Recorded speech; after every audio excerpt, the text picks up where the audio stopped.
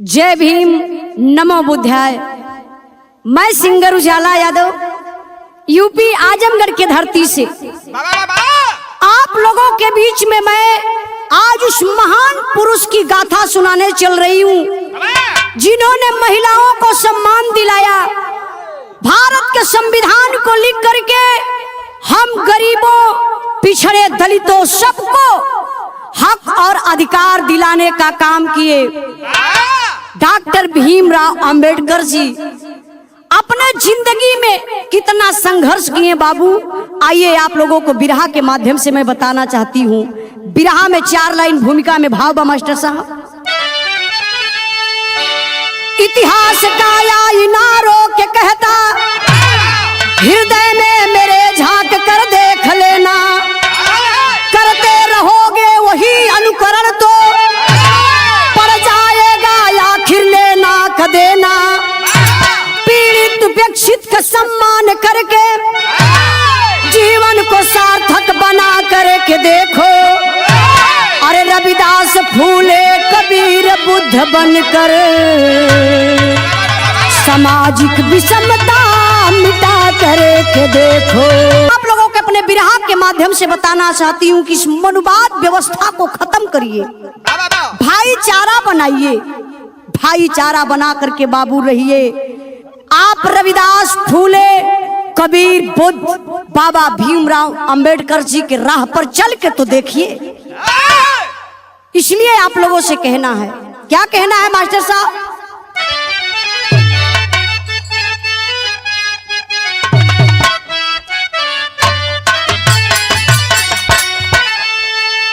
अरे देखो सामाजिक कुरीतियां,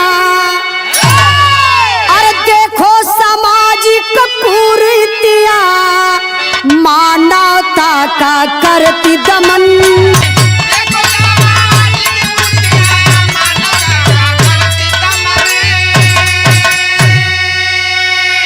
अरे भाईचारा प्रेम का, अरे भाईचारा प्रेम का मुरझा गया पावन सुमन।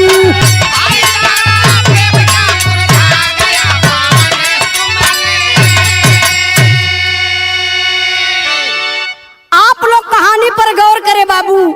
कहानी कहां से कैसे लिखल गई मास्टर साहब?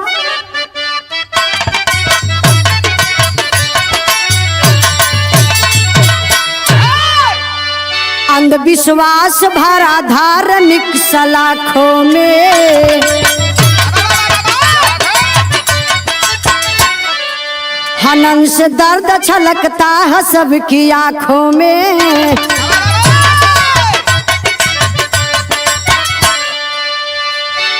डॉक्टर भीमराव अंबेडकर की गरीबी में टूक भर रोटी थी मुहाल बदनसीबी में।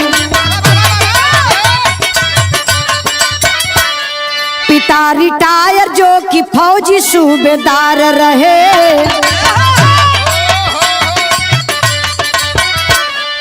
आए रत्नगिरी गांव सह परिवार रहे।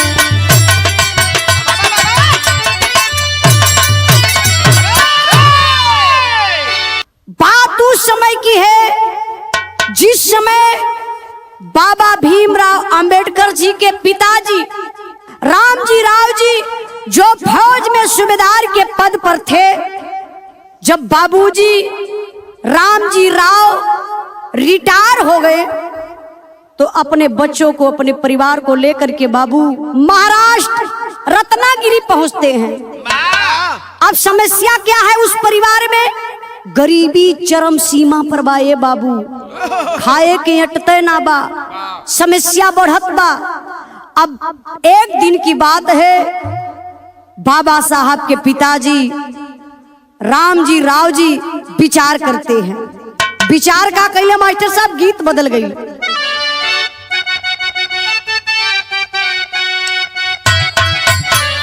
अरे हमारा पैजा परा जाई राजा राजा,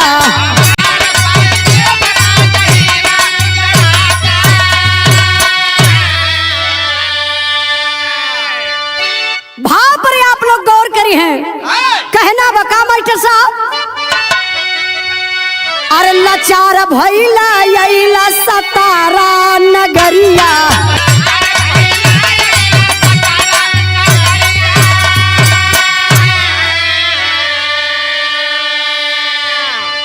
अरे PWD के कैला, अरे PWD के कैला दफ्तर में नौकरिया, लाचार भइला यैला सतारा नगरिया।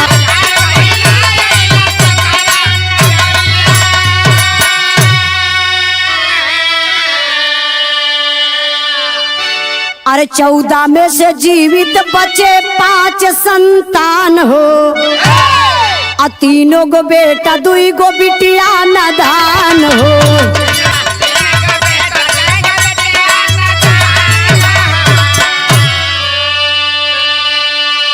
अरे बालायानंद भीमा, अरे बालायानंद भीमा राव गुण करिया, लाचार भइला यैला सतारा नगरिया।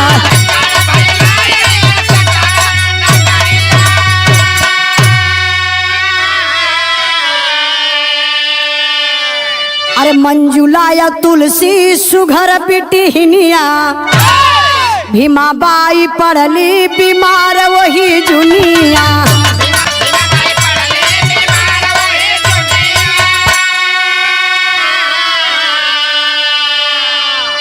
अरे रोवा भीमा रहली, अरे रोवा भीमा रहली 6 बरिस के उमरिया, लाचार भइला यैला सतारा नगरिया।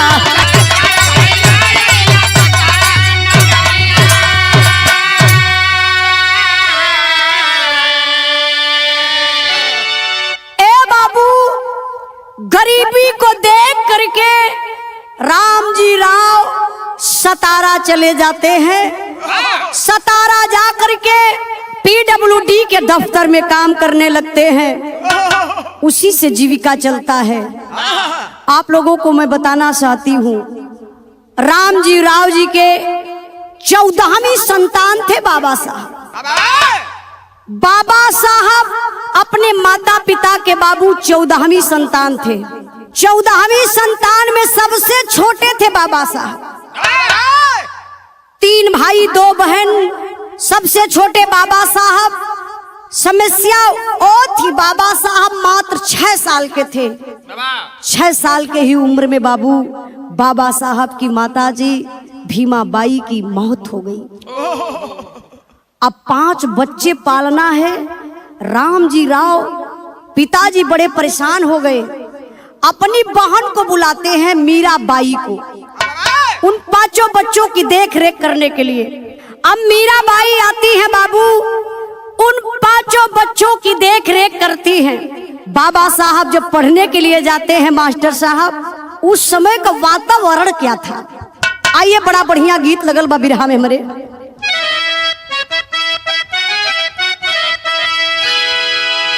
पिया परदेस गईल तार लागे टोपिया में,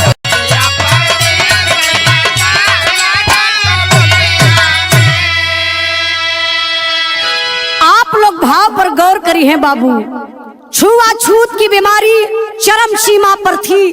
बाबा साहब के साथ स्कूल में क्या होता था, कैसा व्यवहार होता था मास्टर साहब? बरसे नया नावा से नीर स्कूलवा में,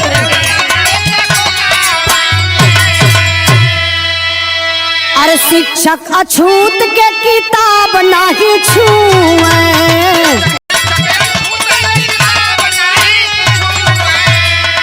अब दलितन के देख बिन माउती के मुँह।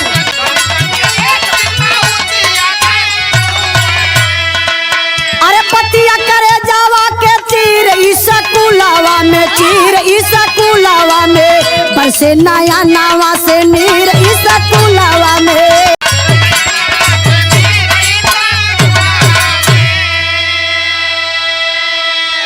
गौर करेंगे बाबू, क्या थी छुआछूत की बीमारी। बाबा साहब पढ़ने के लिए स्कूल में जाते थे, मास्टर साहब बाबा साहब को अंदर नहीं बैठने देते थे। सारे बच्चे अंदर बैठते थे और अछूत समझ करके बाबा साहब को मास्टर साहब बाहर बैठाते थे। एक दिन की बात है, बाबा साहब बोले कि सर मुझे भी संस्कृत पढ़ना है। डांट देते हैं मास्टर साहब, तुम क्या करोगे संस्कृत पढ़ करके? ये बड़े जात के लोग पढ़ते हैं, अछूत को ये संस्कृत पढ़ना कोई अनिवार्य नहीं है। समस्या वो थी, बाबा साहब टाट पर नहीं बैठने पाते थे। बाबा साहब के हाथ में किताब है तो अछूत हो गई। क्या लोगों की मानसिकता है, सोचिए जरा, क्या लोगों की मानसिकता थी। जिस तालाब में गाय पानी पी सकती है, बकरी पानी पी सकती है, कुत्ता पानी पी सकता था, जानवर पानी पी सकते हैं, लेकिन इंसान, बाबा साहब कितने बड़े अछूत थे, बाबा साहब उसमें पानी नहीं पी सकते थे। बाबार की बात क्या है मास्टर साहब? अरे घरवा कदिया ना जा रावला वतनवा मनवा डाह के लहो बरसे अखियन से लोर मना।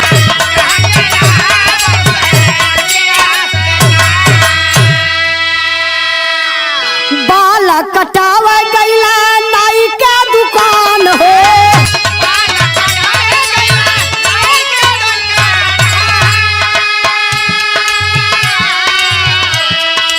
कही के अछूत भाग गया बेईमान हो।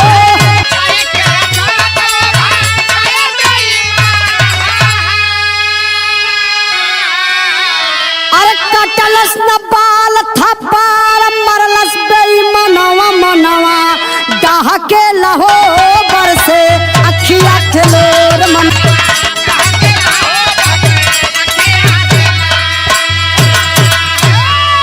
मनवा मलिन भीमा यैला भवनवा,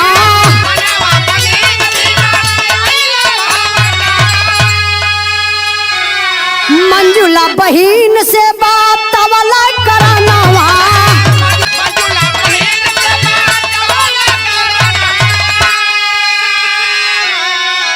अरे कटली खुद बाल पर से दुख का सगरवा मनवा डाह के लहो बरसे अखियन से लोर मना।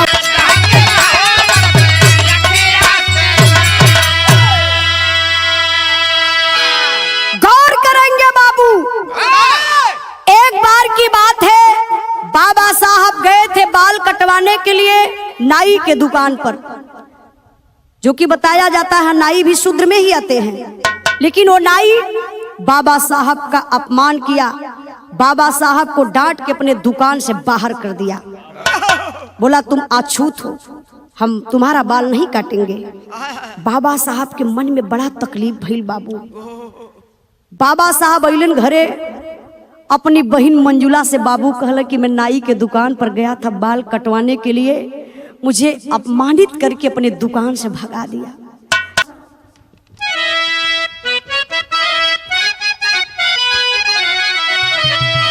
अरे मोरे राम,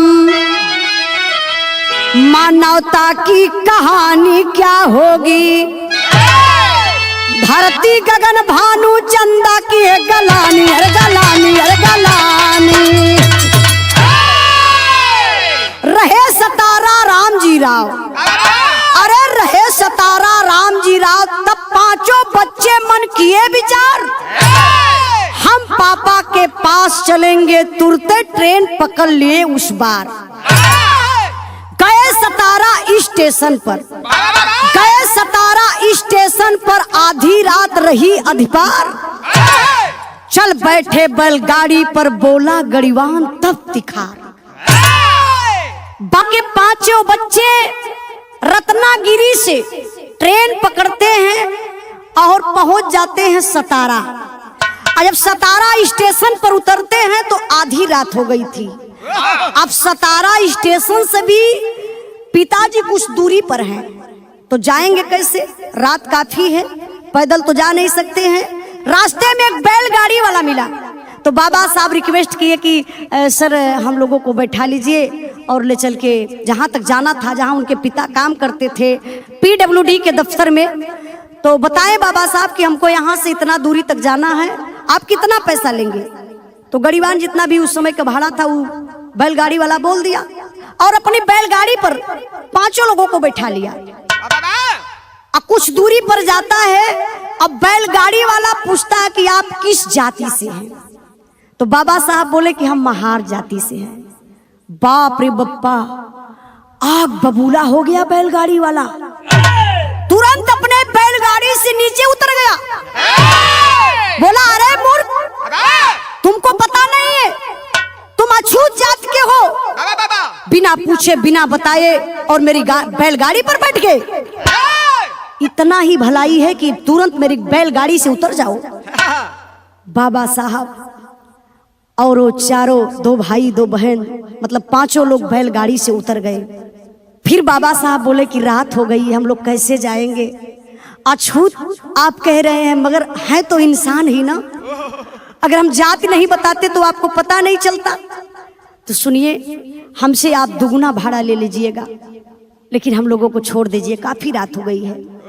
तो बैलगाड़ी वाला देखिए अब पैसे की लालच में आ गया, और जहां पैसे की बात आ गई वहां अछूत खत्म हो गया। बोला चलो 5 लोग बैठ जाइए, बैलगाड़ी पर बैठा लिया, लेकिन अपने बैलगाड़ी पर वो नहीं बैठा बैलगाड़ी वाला, वो अपने जमीन पर पैदल चल रहा है, वही रसरी पकड़ के बैलों का। सोचिए क्या लोगों की सोच है, क्या लोगों की मानसिकता है। ले जाकर के बाबा साहब को छोड़ देता है बैलगाड़ी वाला, जहां बाबा साहब को जाना था, मतलब अपने पिताजी के पास सतारा पहुंच गए। धीरे धीरे समय बीतले मास्टर साहब, अब का होत बा?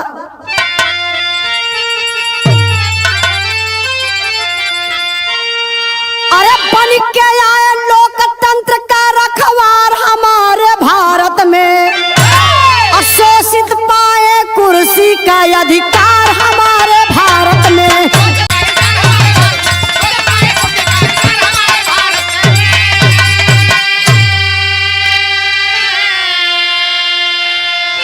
अरे लाखों यातना सहकर भी कायम रखे ईमान हो, संविधान है खड़ा सामने बन कर के चट्टान हो।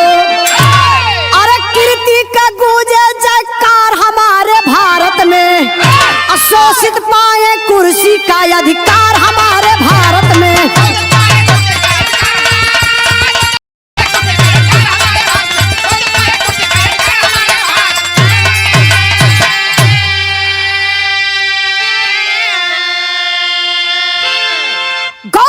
बाबा साहब अपने जिंदगी में संघर्ष क्या किए मास्टर साहब?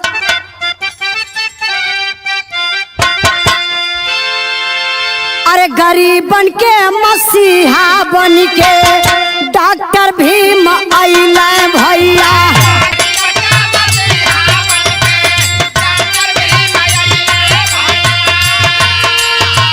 देशवा के मिले बाबा बन के शक्तिमान।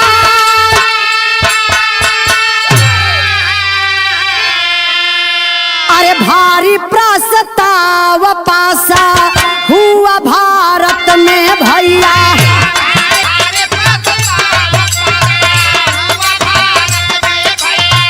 बोल महार सम्मेलन दौरान।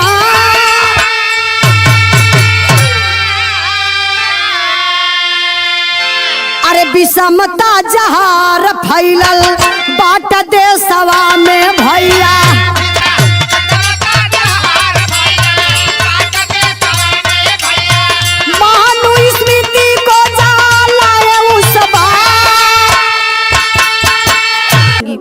कि आप लोग अपने बेटी और बेटा को जैसे रामायण महाभारत गीता वेद पुराण पढ़वाते हैं ना, ये सब छोड़ करके अपने बेटा और बेटी को बाबा साहब के संविधान की किताब आप अपने बच्चों को जरूर पढ़वाइए। और आप लोगों से एक निवेदन मेरा और है कि जैसे हर स्कूल में सब्जेक्ट है, गणित है, इंग्लिश है, भूगोल है, इतिहास है, विज्ञान है, तमाम सब्जेक्ट है, उसी सब्जेक्ट में आप लोग एक सब्जेक्ट और ऐड कर दीजिए। वो सब्जेक्ट कौन है? अंबेडकरवादी। अंबेडकरवादी किताब पढ़ने से हमारे आने वाली पीढ़ियों में बहुत ज्यादा सुधार होगा, क्योंकि बाबा साहब का एक नारा था, शिक्षित बनो, संगठित रहो और संघर्ष करो। बाबा साहब ने संघर्ष करके एक प्रस्ताव पास करवाए जो मनुस्मृति है, जिसमें भेदभाव का इतना ज्यादा जहर भरा हुआ है। बाबा साहब 1927 25 दिसंबर को उस मनुस्मृति को बाबा साहब ने जला दिए। और बाबू, बातें तो बहुत है, लेकिन धीरे धीरे समय बीतता गया। समय आयल कौन? वो गमगीन समय आ गया, बड़ा मनहूस दिन आ गया। सन 1956 6 दिसंबर को वो अशुभ दिन आया बाबू। बाबा साहब इस दुनिया को छोड़ करके चले गए। मैं नमन करती हूँ ऐसे महान पुरुष को। बाबा साहब की आप गाथा सुनेंगे ना तो आंख से आंसू निकल आएगा। मैंने पहले ही बताया कि बाबा साहब कितना संघर्ष किए हैं। हम लोग भी पढ़ते हैं, हम लोग देखते हैं, जरा आप लोग भी पढ़िए और देखिए। बिरहा का हमारे आखिरी लाइन बा मास्टर साहब, अरे जुग जुग बाबा साहब का गवाही कीर्ति, लइके गोदिया में चेहरा निहार धरती।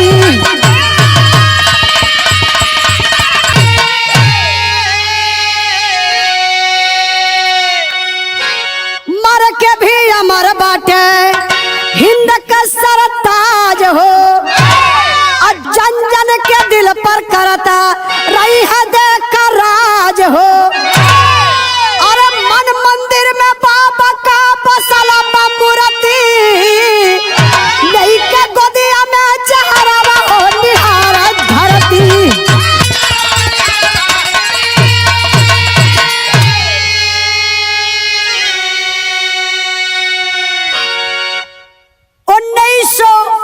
छप्पन 6 दिसंबर को बाबा साहब इस दुनिया को छोड़ करके चले गए। बाबा साहब की कीर्ति युग युग गवाती रहेगी। जब तक सूरज चांद रहेगा तब तक बाबा साहब का नाम रहेगा। इस नाम को कोई मिटा नहीं सकता।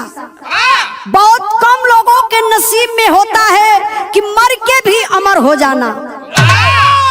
इंसान मर जाता है, एक पीढ़ी से 2 पीढ़ी जा जाओ सब भुला जाई, कोई नाम ना ले। लेकिन बारे बाबा साहब धन्य है आप, ऐसा कर्म किए आप जो आपकी कीर्ति आज भी गवा रही है।